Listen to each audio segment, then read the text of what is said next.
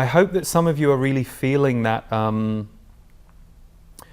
there is a lightness and a speed around change that is available, especially to those of us who may have been going through big things in the last couple of years.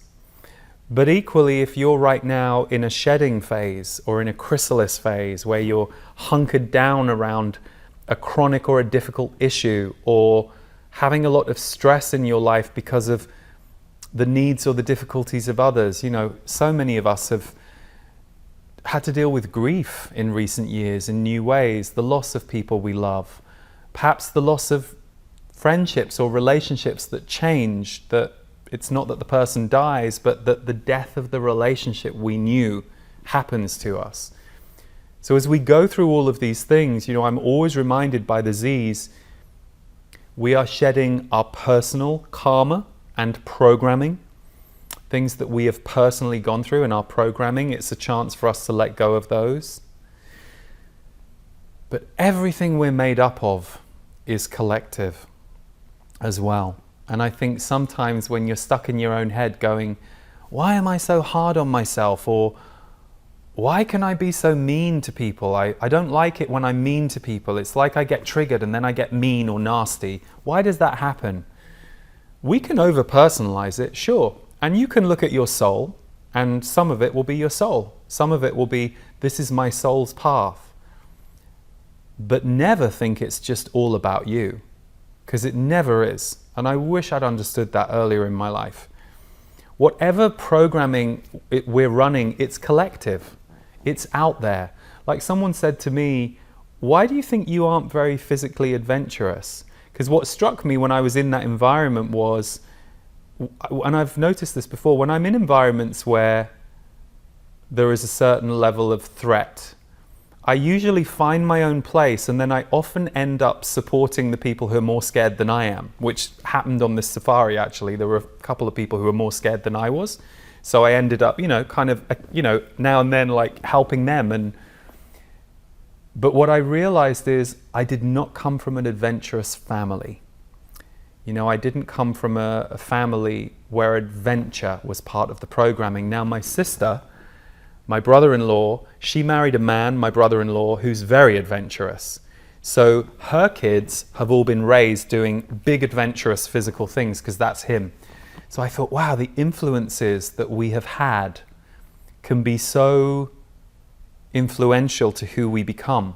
But, and this is the gift of becoming spiritual, becoming awake, becoming self-aware, we get to choose. We get to change. We get to go, oh, I don't have to be such a mean person. I'm sure that's coming from a wound. Because when I get triggered, I get really mean. And I remember my dad used to do that. And I don't like that. And I don't like how it's affecting my relationships. We get to look at it. You know, we get to choose. And we get to do something different. And we get to dig underneath and go, where does this come from? Why am I carrying this? And guess what? There is not one quality any of us have in isolation. So we're unique in that we're a unique composite of characteristics, experiences, character archetypes, or whatever you want to call it. We're a unique formula, but all of us will be twinned with some people or thousands or hundreds of thousands or even maybe millions of people in some of the things that we feel. It's why it's so healthy to share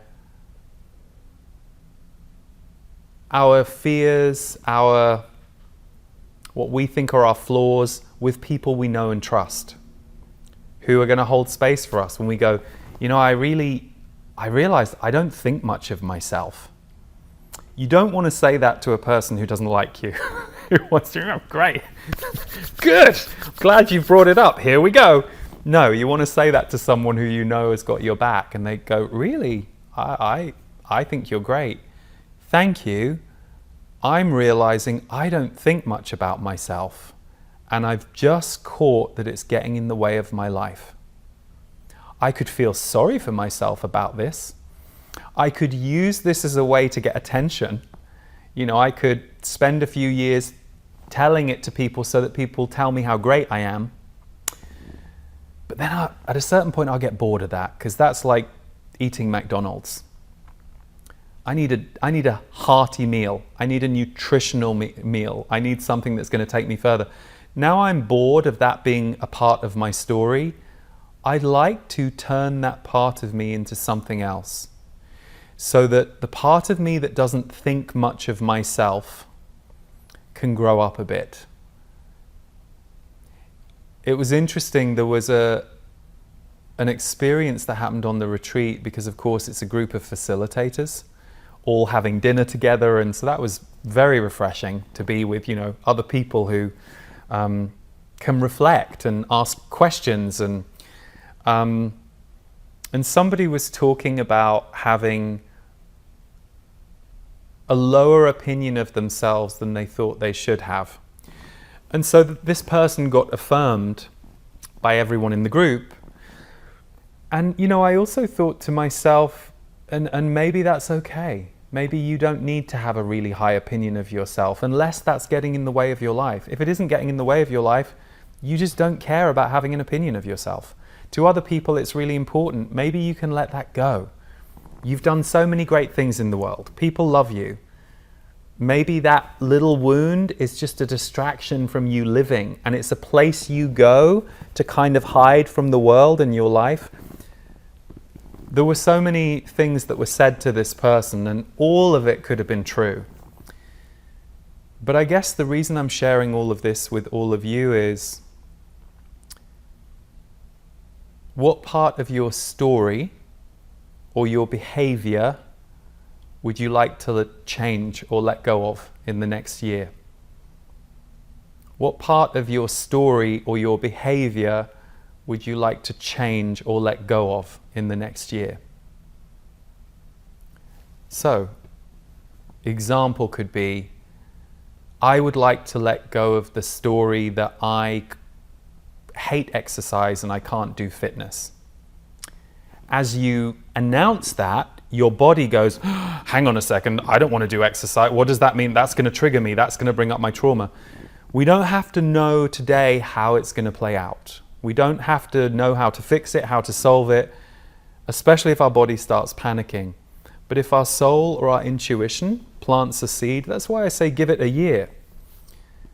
If it says, yeah, I want to exercise more, I want to develop a relationship with exercise, I don't want to become the world's best athlete, but I do recognize that a little more physical activity would be good for me.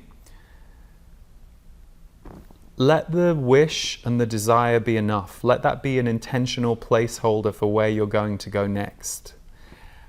And as you let that intentional placeholder sit in your life and be there, over the course of that year, if you stay with that intention and keep holding it and going, I'm willing to work with this. I'm willing to put energy behind this. I'm willing to see when the universe brings gifts around this into my life. You will be surprised how it will start to move. The first step for us is usually willingness for the story to change. It would have been very easy for me to cancel that safari. And luckily, I didn't. And thank God. But it was an edge for me to go on that thing. Connection, heart energy, and wisdom. 3 things that members in my portal community say they receive every single month from the messages, the teachings, and the themes that I offer inside my members community, the portal.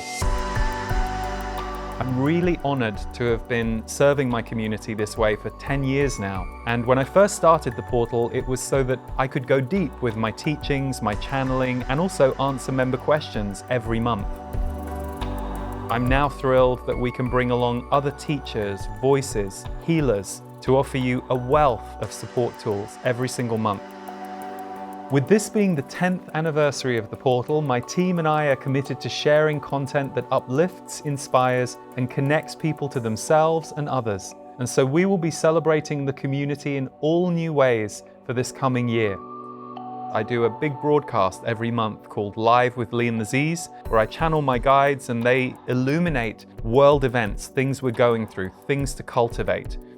And alongside that, we bring a whole host of different video, audio teachings that can help you live your life with more optimism, clarity, and empowerment. I'm very proud of what we've created. I'm very honored to serve you in there, and I hope you'll come and check it out for a month to see if it's for you.